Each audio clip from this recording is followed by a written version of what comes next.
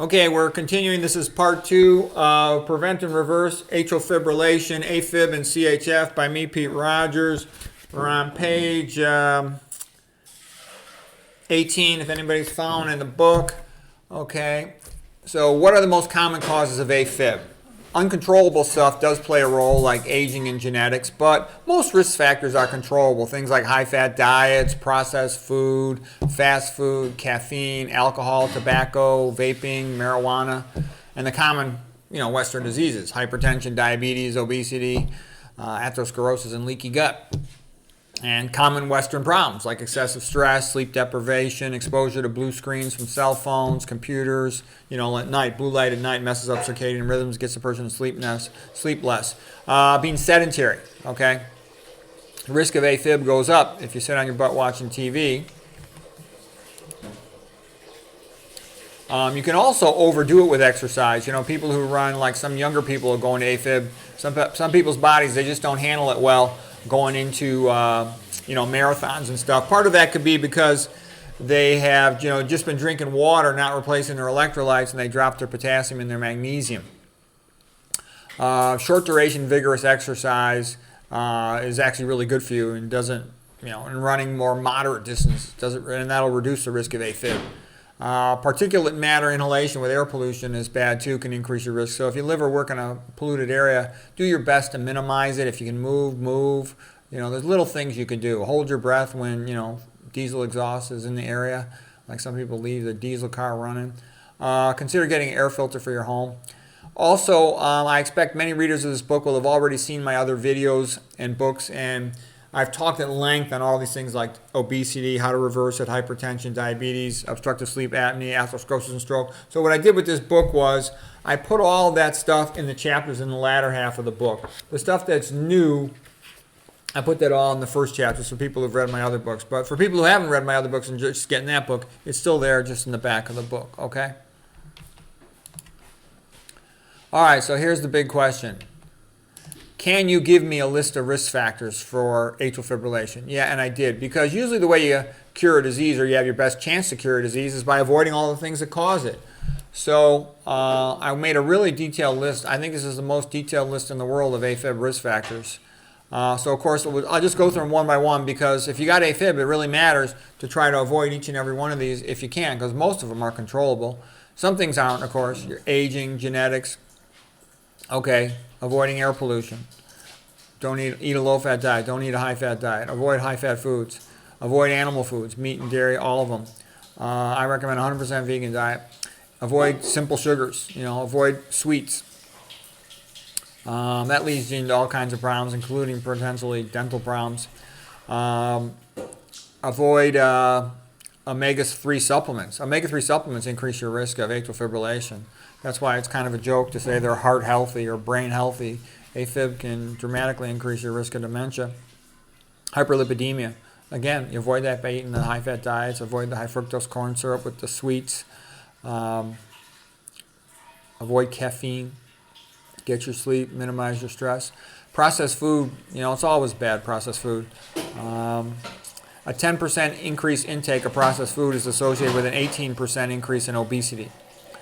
Flavorants like MSG, monosodium glutamate, MFG, manufactured free glutamate, they're like mild stimulants. They increase your risk of AFib.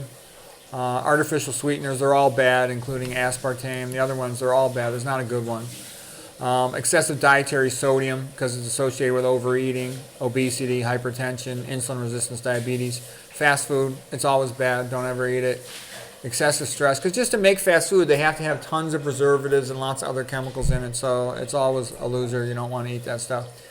Excessive stress, anger, anxiety, depression, all bad. Antidepressant medications also can increase your risk of AFib. Divorce for men can be very stressful, because they get screwed over by the system and they're unhappy about it, and there's nothing they can do about it. Believe me, I know the feeling. Sleep deprivation and night shift work. You don't want to work night shift. People who work night shift have a markedly increased risk of cancer, not to mention AFib. Caffeine, stupid. You're just giving yourself elevation of the same hormones that stress elevates, catecholamines and cortisol. So all these things are a bad idea. Coffee, tea, energy drinks, it's all for chumps. Too much really cold food, you can get a brain freeze. You know, if you're drinking some super cold ice drink too fast, you know how you get that brain freeze? That can also, in some people that are sensitive, precipitate AFib episodes. Alcohol, especially if you binge drink, it's best to not drink any alcohol. 0, none is the best amount. Tobacco, vaping, marijuana, all that stuff is for stupid chumps. And just quit. Don't be a wuss. You don't need a patch like a wuss, okay? All right, cocaine and other stimulants, street drugs, many prescription drugs. I made a whole separate chapter on all these drugs that have drug-induced AFib as a side effect. Mitochondria inhibitors, I got an entire chapter on that. I found over 100 of them. I found about 100 of these prescription drugs. I went through all the papers on that. Sedentary lifestyle, much more common of a problem than is too much exercise. You know, all you got to do is just make yourself exercise in your daily routine. You got to go to the bathroom on a different floor. You know, when you have to go to an office, let's say your office is on a high floor, take the stairs. Don't take the elevator. You know, I actually put a bunch of books in my backpack, so I got to carry it around. It's called a bear walk. So I'm always carrying around anywhere, usually, you know, 25 pounds of books in my bag. But sometimes, though, I'll have a little less, so if I, like, hurt my knee or my shoulder or something. But when I'm feeling healthy, I'm carrying 25 pounds. You know, these Vietnam soldiers, USA Vietnam soldiers, they carried 60-pound backpacks. The Marines, okay? So, you know, I figure, gosh, I'm not a young guy to carry a 60-pound backpack, but I can at least carry 25 pounds, okay? It'll depend, though. If my knee's feeling sore, or my back, or my shoulder, then I'll go a little easy. But that's what I try to carry most of the time. Just to keep a reasonable level of fitness and strength. I'm 62, okay? So I got pretty good fitness and strength for a 62-year-old guy. If you overdo it with endurance exercise, like I said, you can deplete your electrolytes. I think that's a big part of what's going on there. And so some of them will be tipped into AFib. So be careful how you rehydrate yourself. Obesity, hyperlipidemia, high blood triglycerides and other lipids, high blood cholesterol increases your risk of atherosclerosis. If you plug up the arteries in the heart and get AFib, disrupt the conduction pathway. Omega-3 supplements increase your risk of AFib. Large epicardial fat pads. That means if you get a chest x-ray or a CAT scan, the big fat pads around the pericardial space, that means your heart has to move that extra fat every time it contracts. It's extra work for the heart, increases the likelihood it's going to tip into AFib. It's another reason why it's bad to be fat. Hypertension is the #1 risk factor for AFib. So how do you minimize that? Low fat, low sodium, 100% vegan diet. Left ventricular hypertrophy with no oil, not one drop. LVH, left ventricular hypertrophy, it's a side effect of hypertension. Diabetes, obstructive sleep apnea, gout, and hyperuricemia, high uric acid in the blood. As people get older, it's a little harder for them to excrete uric acid, so they're more vulnerable to it. So they got to be a little extra careful. You don't want to be eating animal foods. You don't want to be eating alcohol. You don't want to be eating high fructose corn syrup. Elevated blood homocysteine. Okay, let's see what else. Diabetes. We already talked about obstructive sleep apnea, gout, and hyperuricemia. Elevated blood homocysteine. All right, I already did those. Leaky gut and leaky, periodontal disease. Elevated LPS in the blood. Or LTA.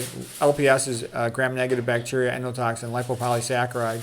Gram-positive bacteria endotoxins, LTA, lipoteichoic acid. And then you can get the amyloid class for fibrinolytic clotting. Douglas Callan, Etheresia Pretorius wrote all the papers on that. Okay, so we'll call it a day, a lecture with that. I hope you found that helpful. We'll come back and do the rest of these in the next one.